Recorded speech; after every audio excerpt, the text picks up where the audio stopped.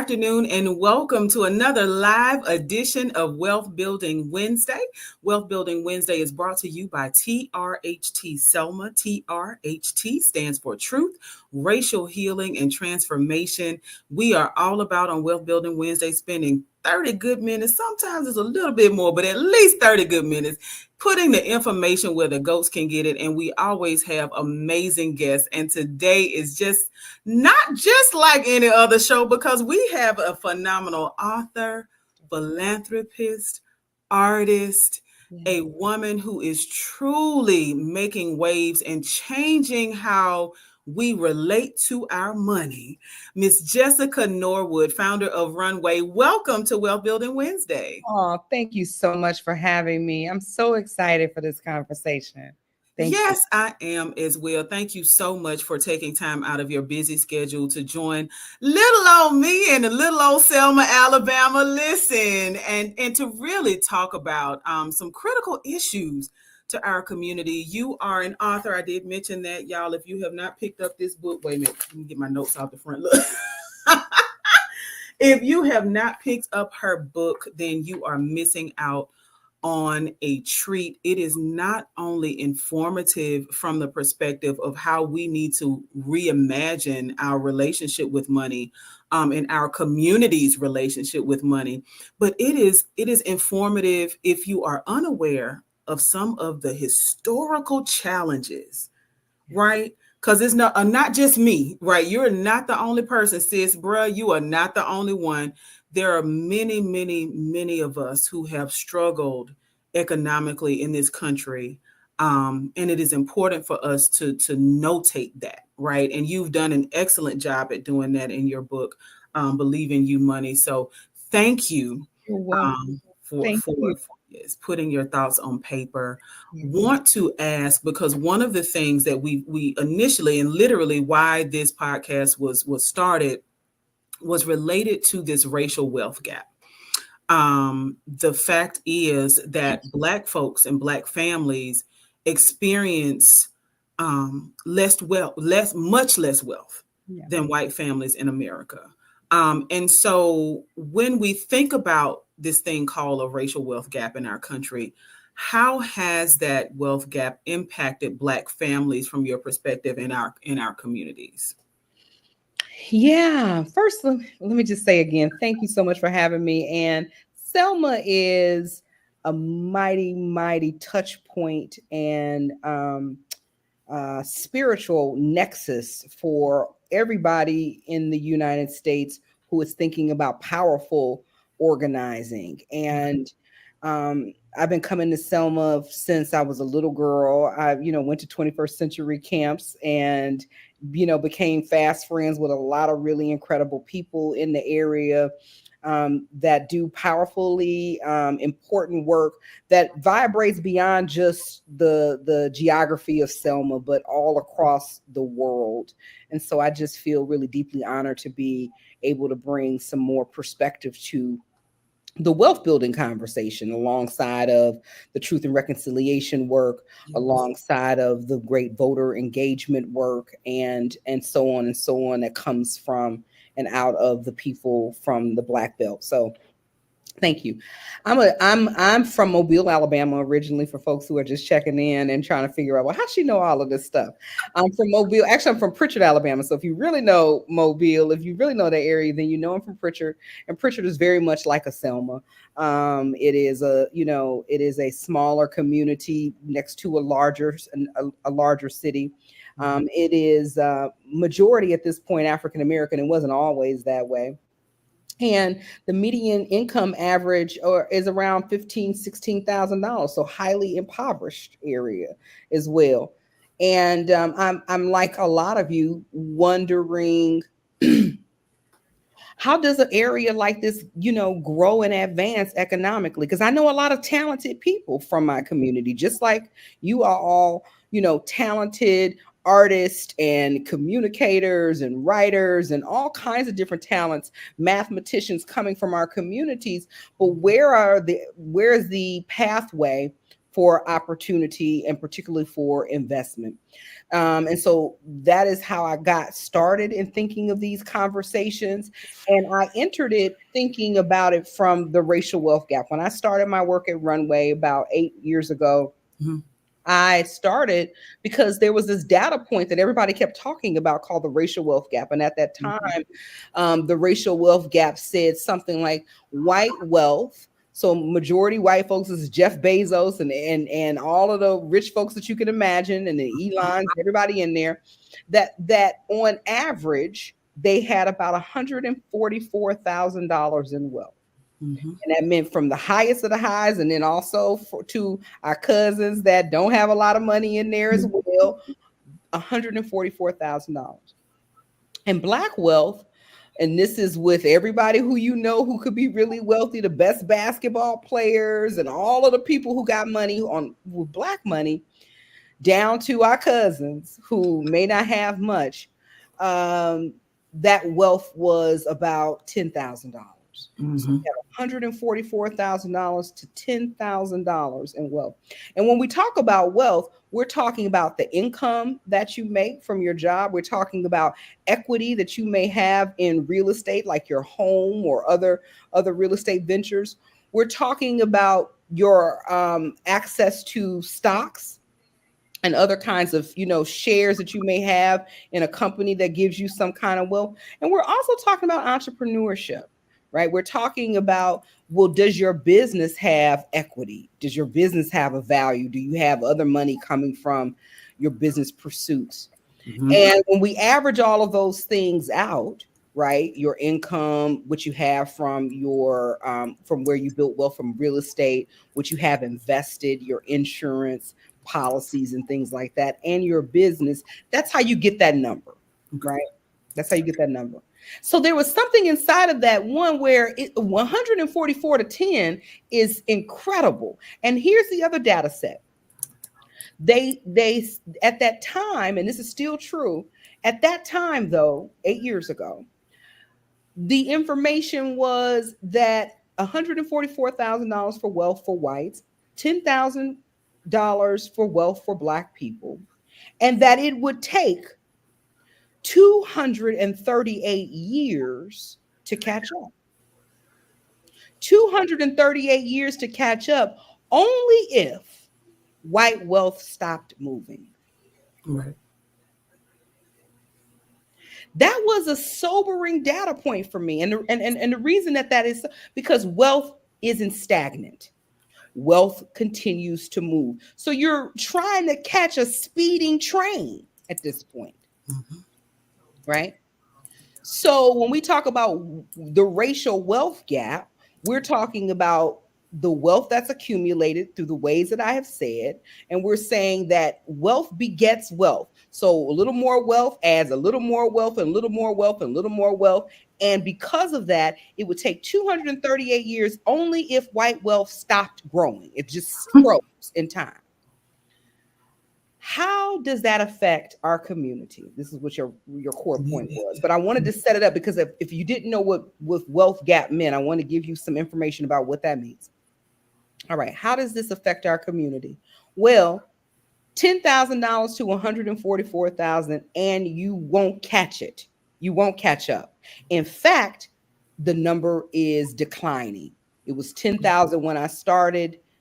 It was, it's slipping down to $8,000. It will hit zero. What happens when we hit zero wealth? I think they're expecting maybe 15 more years now. It could be accelerated with all that's going on in our economy, but 15 more years, you're at zero. We don't have to look very far to know what happens when you have zero money, zero wealth. Right. You are vulnerable to predators, relationship predators, people who in housing who be predators. You're vulnerable. You can't withstand if something goes wrong, whether it's on the car, whether it's your health, we lose a job. You have no cushion and no ability to navigate life. Mm-hmm. Not only that, that number signals the fact that your community does not have the resources to really go on. What happens to your culture? What Right. happens to your buildings and your places and the places that make you feel safe? What happens to those things? You don't have that because there's no availability of investment even coming in. That number, that 10,000 to 144 signals that those things get built and they continue to grow and grow and grow because people have found it that it's okay to exclude Black communities from real economic opportunity. And that has been the case since, you know, Black folks have really, you know, been in this country uh, um, since the founding of this country. Mm-hmm. So it's a pervasive issue and it creates a level of instability, vulnerability for our people and for our communities. And more than that, I think what it also does, and the part that's most heartbreaking to me, is it signals that you aren't valuable, that your contributions Yeah. and your intellect aren't needed for our success. And what happens to a people when you constantly make them believe that they have nothing to contribute and that they are not valuable or worthy of an investment? Yeah. So, in even contemplating that, and just when we think about, there's always this pushback of, not always, but there are sometimes Yeah. we hear people push back with the idea of Black Lives Matter, right? We hear people say all lives matter. Well, why don't you stop shooting and harming yourselves in your own communities? Um, let's think about the impact Yeah. that being told that you are nothing, like literally systems Yeah. that are designed to hinder the Yeah. progress of a particular group of people, Yeah. right? Let's think about the impact that that has generationally and the trauma that has been carried by mothers and offered to Mhm. their children in their wombs Right. that have not recovered from the trauma that then have other children generationally that carry all of this trauma and thus make choices because we are vastly disconnected actually from who we come from, right?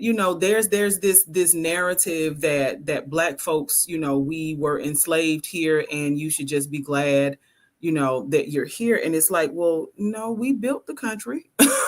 Thank you very much. Right. um and there is a need for reparative investment Yeah. because of all of the things that have happened to Black folks along the way. And so I want to just ask you about what equitable investment looks like, because when you talk about the wealth gap increasing, literally, even though folks are saying, well, during COVID, there were businesses. Do you like literally 43 to 1 when it comes to Black businesses that closed down to Yeah. one white business during COVID? Yeah. So Yeah. regardless of what, the PPP loans and all these other things that were put into place, the wealth gap persists at an alarming rate. Yeah. Yeah. What does it look like to have equitable investment Yeah. in our community? Yeah. I think the figures you just gave and shared about the closures and COVID just take me back to that moment. And one thing that I do for folks who are new to me, and I didn't get a chance to do my full intros of things, but I invest in Black businesses and businesses of color and businesses that have been historically marginalized and excluded from financial access. Mhm. I support businesses that support Black communities as well. So you don't have to be Black, but you got to love Blackness. You got to love Black people to get into our fund. And we have a $50 million reparative fund. And so that kind of speaks a little bit to what I'm going to talk about what it means to do something equitably. But Here's an example that I want to give that takes me back to COVID, because at that time I had a portfolio of about 50 businesses at the time between Oakland and Boston. And I knew that that my businesses already did not have a strong relationship to the financial systems and institutions. So their ability to pivot and to recover in this kind of climate with COVID was not going to really be possible. Right. And so I called some of my friends and investors and my team members, and all of us got together and we decided that we would do something that had never been done before. I actually called my friend Aisha in Jackson, Mississippi, who runs Springboard. I can't remember the Springboard something like, but they have the Mhm. Magnolia's Mothers Trust. If folks want to, Yes. and I called Aisha and I said, Guaranteed income. download everything you can to tell me about universal basic income payment. And she shared about how they did theirs, and we kind of co-created something on the fly, and we called our investors and we said we need more money, and Okay. here's what we're going to do. We're going to send payments to our investments. And so instead of you trying to figure out how you pay me, I'm paying you right now. Wow. And we created the first universal basic income payment for our portfolio of businesses. So about 40 or so businesses, I don't remember if it's 40 or 50 or so businesses at the time, got a direct payment of $1,000 a month from me for 6 months. And we also renegotiated all of their loans and applied for PPP and got everything that we could for everybody. We gave them coaching on from high level marketing, professionals to help them pivot their businesses if they were more brick and mortar and needed to obviously go online at that point. Mhm. And I'm excited because all of our businesses stayed open.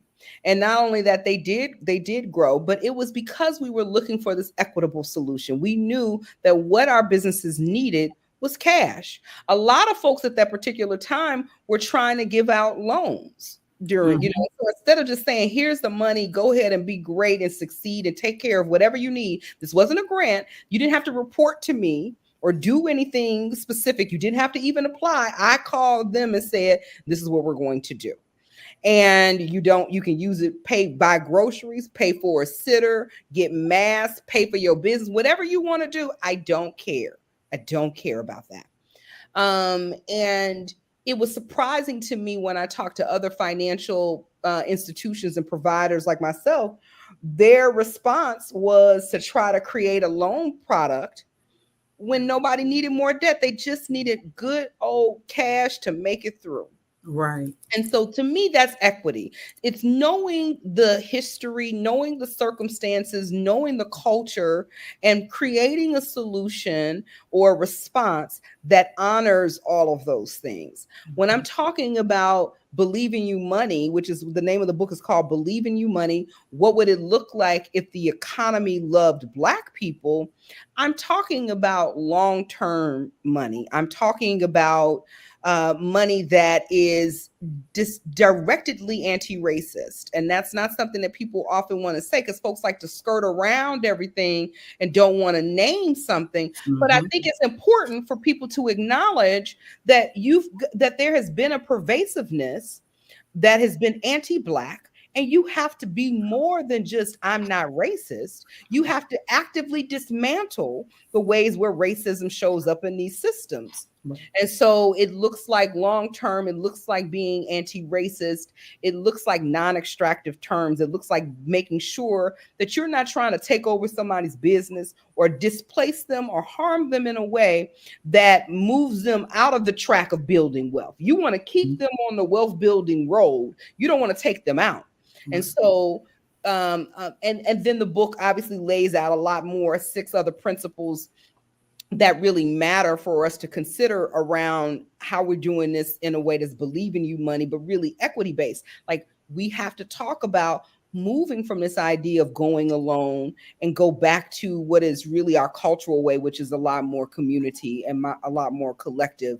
We have to really talk about moving from transactional relationships into ones that are more transformative, not just for the people who are borrowing, but what changed in me. Yeah. Because I dismantled these questions and issues about power that I was holding. Because all of a sudden, because I had money, now I started acting funny and doing something and Mm. creating hoops for people to jump through because I had the money. When if I look at this, how am I undoing that power dynamic inside of this? These are the kinds of things that I think make a movement of money reparative, equitable, and give us closer to addressing the systemic issues that happen in the racial wealth gap that create something like that.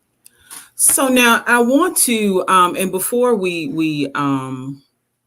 went live, we were having this conversation, right? And so I met you, I think it was earlier this year. I would say it was like, was it Was it? April? Well, I was about to say it was really, really early in the It year. was like April or something like that. Yeah. Yes, you were in Montgomery, and I had the opportunity to sit at a table with you and other like-minded women. And when I tell you, I have been inspired ever since. And one of the things that I heard that really resonated in my spirit was the gifting of rest. You asked us each to go around, um, Yeah. and one of the sisters at the table said, "Gifting rest."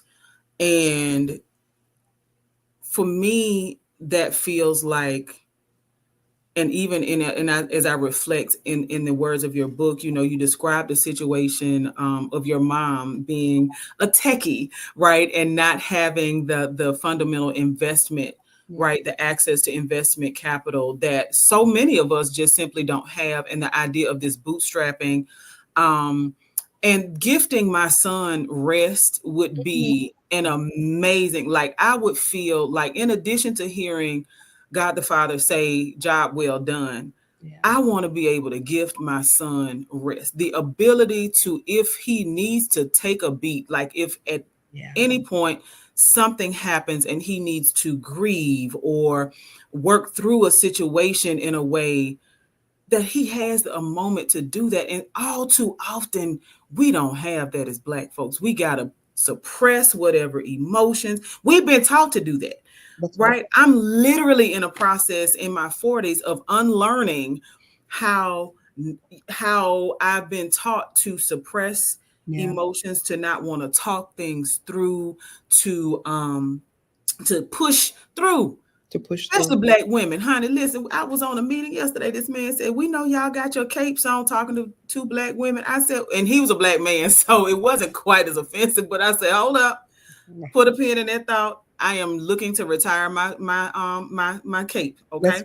That's look, right. yes. Look, so when we think about those things and position it in the idea of equitable investment, when we think about believe in you money, which is money that says, "I see you, See you. Yeah. like I see that you are prosperous, that you are brilliant, that you are beautiful, and that you are doing your best." Yeah.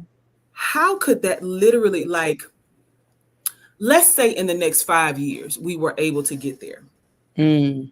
what would the difference be in being able to live in a nation, in a world where Black folks, where the money we agreed with each other. Look. Oh my goodness. Right? Yes. Come on, sis. Yeah, I hear you. You know what? I think about the American dream, right? We've heard this before where you can come from not much and with hard work and stick to itness and ingenuity, you can create a business Mhm. and grow that business into whatever shape and size you need it to be, um, to take care of yourself and your family and the obligations that you have in the world. And so many people really pursue that and believe in that, come from other countries inside of this country who grow up and Mhm.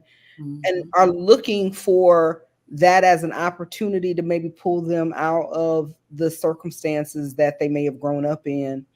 It can be a real game changer, a business can be, and getting out there and using your own wit and so forth. And I think about that American dream, and I think about this other piece. Langston Hughes has this poem, The Dream Deferred. Mm-hmm. This is what happens to a dream deferred. Does it shrivel up and die on a vine? And I think about what happens when that dream is deferred. What happens to our communities? What happens to our heart and our spirit? What happens to that little light inside of you that is believing and trying and shining? And so we have these two things, this American dream and then this dream deferred that Langston Hughes, the Harlem Renaissance poet, spoke about. Mm-hmm. And I look at what we're doing when we talk about believing you money and equity, and I think we're investing in folks' dreams. More than just calling it a business or entrepreneurship, what I'm really interested in, what I think really changes the tempo of what we're doing is I am doing what should have happened all along, is noticing talented people, Mm-hmm. noticing and believing in them and their innovation, believing that what they have to offer is what we need in the world. I may need that business idea that you're holding on to. That might be the game changer for everything we're facing right now. But that I believe it can come from a Black body. I Yes. believe that it can come from the body of a woman. I Mm-hmm. believe that it can come from somebody, it's like coming from a Selma or from a Pritchard, Alabama. I believe in that.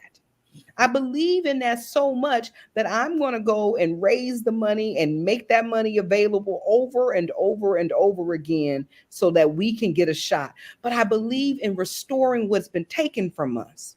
And part of that is making us feel as if our dreams don't matter, and that what we see in the world and that vision and that light inside of us, that doesn't matter. But I know who I am and whose I am, and I know that God-given energy and light matters in the world. And so my job is to just open that door up, to open it up, let that beauty that we have really flourish, and um yeah, that's what really comes up for me when I'm thinking about believing you money and what changes for us. I think that there's a part of us that you mentioned, that rest. There's a part of Yeah. us where our shoulders relax, our heart, stops racing. That constant fear that we can be disposed and displaced starts to leave us.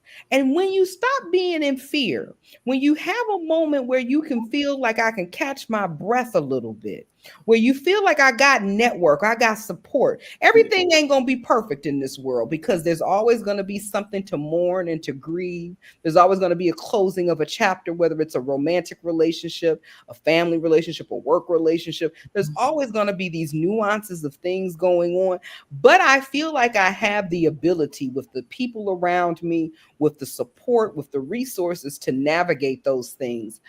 I think that we have at that point a community that sees itself as valued, Mm-hmm. as valuable, as worthy. When we start to know our worthiness, then everything around us starts to change. I start talking differently. I start wanting to associate differently. I start building not on the condition of what somebody else thinks of me, but what I know God says I am. I change in my perspective everything around me, and that changes generationally after generation after generation. One time that the money that I'm putting into folks right now, when we did the universal basic income payment, and at this time when we did the payments, it started off in the month of May. So I feel like we knew the pandemic was up and running. April, we started calling people, and then by the end of April, beginning first week of May, we had a conversation with all of our portfolio of companies that we were going to send these payments. And one of the guys who is in the portfolio, I'll never forget this because I'm never expecting a man to, this guy don't break for nothing. And he started crying on that call and said, "You've done more for me my Mm, family, my business, and my community than the US government. And at that point in time, we had, because there mm, was no PPP yet or any of those things. It was just some Black girls believing in each other and believing in them that pushed for it. And I cried and everybody cried. I had to turn the camera off. Everybody was just like the ugly cry, the Oprah Winfrey ugly cry. yes, Like I was ugly crying all over the place. But that's what we can do for each other. yeah. And that he felt that, and my team felt that I feel that and talk about that today. My whole body and ecology is changed, Mm, where I know that we have the power. It's not a guess. I'm yeah. ramping up to how when we can really feel it everywhere. But I know we have the power and the ability to change everything for ourselves with believing you money for sure. So I'm excited to hear that, because when I think about the impact that the lack of investment, right, that Selma has experienced, Yeah. Pritchard and Selma are like first cousins. Yeah. Um, and so Selma, in many ways, and again, I appreciate the thoughtfulness with which you pen your book, Believe in You Money, because you talk about the historical context. Yeah. And when I think about the historical punishment, right, the systems that literally went to work to punish our community. Yeah. Selma, for those of you out who are tuned in and you're not based in our community or don't know the history of our community, because there are folks who live here who don't know the history of our community. Yeah. We played a major role in the voting rights movement. People come from all around the world to stand on the bridge where our foot soldiers stood in the face of law enforcement on March 7th, 1965. And so much of what we see that our community does not have stems from this systemic, and we were talking about this prior to going live as well, the things that even government has done, Yeah. with building interstates, right, and just crashing straight through, plowing straight through neighborhoods. We see that reflected in Montgomery, which is only 50 miles from Selma. Yeah. We see the fact that 85 was cut off right in Montgomery, and you have to take 80 to get into Selma and not have an interstate, which cuts off money, Yeah. right? So for folks who are trying to connect the dots between interstate, the interstate creates money, that creates revenue, because you have more people traveling from all across the country and all around the world on these major highways. Then, okay, yes, we have Highway 80, we have the Alabama River, we have the railroad, we do have advantages. We also had something called Craig Field, which was an Air Force base that was based here. But after the voting rights movement, it was then moved, That's right, right. which took away dollars from the families that had established here, the soldiers who were spending money here. And so, in many ways, the idea of scarcity, which you talk about in your book, it hits Selma in a way um, unlike any other place. It's plantation-esque, right? Like, Yeah.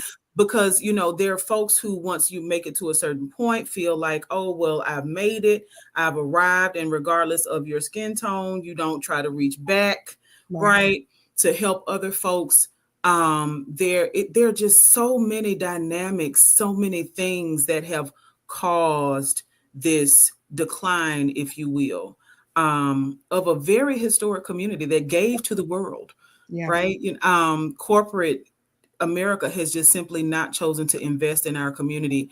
Yeah. What could Selma look like if we believed in us enough, right? Yeah. If we had that reparative investment, what could Selma, or even what could Pritchard look like, Yeah. if we had that reparative investment? It's a great question. I'm here in Pritchard, and Pritchard also has Africa Town. I don't know if you're Yes.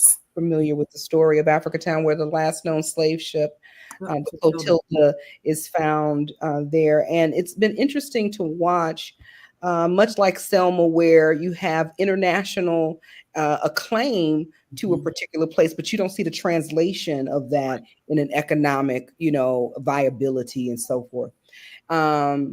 And so we see, people talking about Africa Town, and what are we going to do, and all of these different questions. I also know the way where um, there is a particular point where there are some folks who financially benefit from keeping certain communities in the margins. Mm-hmm. They, and the easiest way to say it is they take your data points and write grants for it all the time. Mm-hmm. You don't see it, but they, are saying Mm-hmm. this is our geographic area and this is this and that. Um, there those things are happening. So I want to level set it and say that what happens for a Selma and for a Pritchard when we get this kind of believe in you money investment? How do we even get to that? The first place I believe you go is you've got to be willing to define for yourself who you are. I see a lot of communities, and Africa Town, Pritchard in particular, is one of those places where you can talk about all the things that have gone wrong, the interstate going through the Right. area, Mm-hmm. the continuous exploitation to this day of the data and community. There's no transportation system anymore. The neighboring, Mm-hmm. like so many things have happened. But what I say to them is the first thing you don't do is you don't let dominant narrative folk, right, define who you are and who your leadership is and what your story is going to be. It has to authentically be who you say you are. And so, what I mean by that is a place like a Pritchard is still trying to play inside of the rules set by a more dominant, mainstream, white centric Mm-hmm. idea of what success and possibility and innovation looks like, but it's not authentically coming from who we say we are. Because when we start saying who we are, they'll be like, no, no, no, you can't be that big now. That ain't for you. That's that. Mm-hmm. You all right? This is a transportation hub and area. We say we want to be known for climate transportation, and Right. they're like, y'all can't be climate transportation. That's y'all a black area. Y'all can't. That's not for you. That we do that over here. Mm-hmm. And so you got to be willing to define for yourself and never let anybody else tell you who you are and again whose you are. You got to cut that off from the very beginning and set the table. A lot of what believing you money is about and the principles I'm giving is about boundaries. It's about letting Mm-hmm. folks know who you are and whose you are and what you want and what you expect and what you're going to deal with and what you're not going to deal with. And to be able to do that from a financial conversation. It's a two-way street. You want to do business with me, then I should be able to say, well, will it look like this? And this is what I mean it needed to look like. You can give the people the book and say, I need it to look like this and feel like this. Mm-hmm. And so I believe that when we have this money, we have defined for ourselves who we are. We have a narrative that's not linked to the dominant cultural narrative, but it's linked to authentically us and seeing us in our brilliance. Mm-hmm. We have framework, boundaries that help us to navigate our expectations of partnership and relationship with other people. And so we help keep each other safe when we have those particular boundaries set up. And I think at that point, we are in a position in those communities to move it forward, by saying, here's what I want. Here's a vision I have, and this vision is about me. It's not about playing into whatever dominant cultural thing is going on. This is about who I see I am and what we think we are. And this is how I expect you to show up. I think, and it looks like for a Selma, nobody should come to Selma for a 60th anniversary without a commitment to your economic prosperity. Amen. Like they got to get permits, they got to talk to you and collaborate with you to get in there. It should be the baseline of the conversation, not an after point. The point begins with this is who we are and what we want it to look like, and this is our expectation. I love it. Same I, thing for Africa Town. It's mm-hmm. like yes, I think, yes, I can appreciate that you want to talk about the story or you care about these particular things. Mhm. However, we're not going to just be selling a story for a flash in the night or for a photo op or whatever it is. Our expectation is that we want to reclaim our own relationship to trade and commerce. We don't want the story to be we were trafficked and sold for goods. We Right. want the story to be, and today we run that port and we transfer goods and services to other communities. That's who we see ourselves as. You don't tell us who we are, we tell you who we are. And then we tell you how we want you to show up. And then we say, this is how the table needs to be set. Our expectation is if you want a partner, you want to collaborate, that's what it looks like. And that these are the people who are locally, because it can get plantationy. But the people who are here, you ain't my only people. Right. Mm-hmm. Somebody asked me the other day, well, you doing this?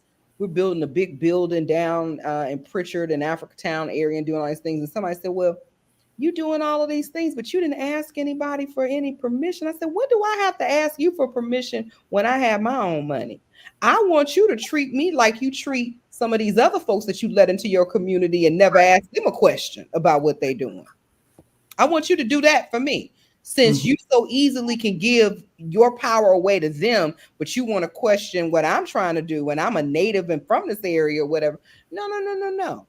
So we have to treat people, you have to teach people how to treat you. And we're in that season right now in our community as well. But for Selma, I believe what would be different is why would anybody come to Selma? I've been coming to Selma. I was there for the 50th. That was around the time when Barack Obama came Mm-hmm. and the Selma movie with Oprah Winfrey and all of that season of things with Ava DuVernay. Years before that, I was coming. I've been coming to Selma for a long time, and I'll never forget that 50th anniversary. I was so heartbroken because everything still looked exactly like it did right Mm-hmm. after the whole world converged. You had a black president. John Lewis was still living. You had all of the parts. You had the old SNCC, the new SNCC, all of the people. And still, I didn't see an economic viability and movement outside of that. And I thought to myself, I know the people who are in Selma. These are smart, caring, charismatic. Not, some people be up and down, but the body of people that I mostly know are Right. great. And saying I don't want to oversell it. Y'all know, y'all folks. But Right. people that I know are incredible and cool and thoughtful and loving. And I'm like, what's going on? We have to grow in our maturity, Mm-hmm. I think, in understanding that we don't pull up a seat at the table. This is the table here. This is the table. Selma is the table. It is Mm-hmm. not looking for a seat or permission. It's a table already set. And the expectation is this is where we are right now. In 5 years or next 10 years, I expect it to look wholly different. You Yeah. can't take me from 50 years to now 60 years, 10 years have passed, and it looks exactly the same. It's a problem. Absolutely. Listen, it is a problem, and there That's are when you have solutions. that many brilliant, connected people coming. Every community does not have what Selma has to be able to attract that many people who have the ability to do something. You are absolutely right. Yeah. We have literally one of the things in that same moment for the 50th that I was deeply disappointed in was one of our huge places here. Yeah. Um, I was in a meeting and they said, "Well, what are we going to do during Jubilee?" And I'm like, "It's February. Jubilee is next month. What are you talking about?" That's what I'm saying. Like, how? How? Yeah. How, Sway? Yeah. How you got all these? This should be the most strategic moment of your life. Yes. You should know and be using this as a way of building power and relationship Yes. internationally. You could have so many international investors at your doorstep flying in because you invited them to Jubilee and invited it. Easy. If I had it, I'd be working it. Yes, listen. And so, and I do believe, I am a strong believer that everything happens for a reason, Yeah, right? And so paths have crossed. We are absolutely. in a space where Selma is going to be better. Absolutely, absolutely. And we're all, like I said, we're growing in our maturity around Yeah. those things because we are still, some of the facts and things that I talk about in the book, one of the Mhm. reasons that I put some of these stories and narratives in there is to level set about what time frame we're in. My parents were in segregated schools. My parents were in a Jim Crow South where they couldn't do the jobs that they wanted to really do. That's only one generation. So I'm just the next group who went to school and studied and learned from them and started realizing, like, oh, we maybe need to switch it up here because this is going. So we have to give ourselves grace and compassion. What I am saying about Africa Town, Pritchard, Selma is not a slight but an opportunity for Absolutely. us to recognize what we have that is ours, that is valuable, and how we use it to our highest best advantage for all of the people around us. Absolutely. Amen.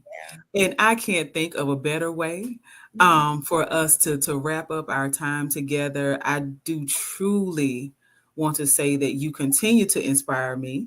Mhm. And thank you so much for your time today. Absolutely.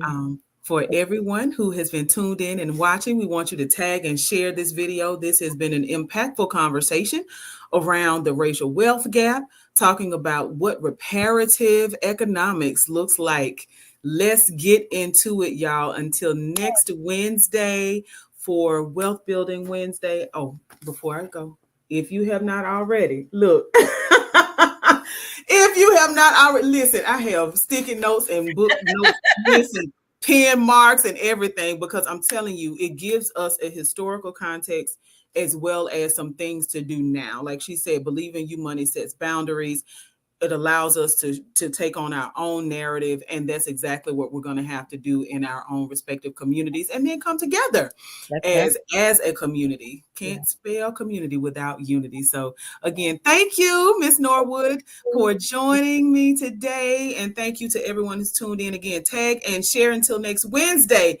Y'all, please get out here, buy the book, okay, and then let's get out here and build some wealth. Yes. Thanks. Yeah. Bye bye.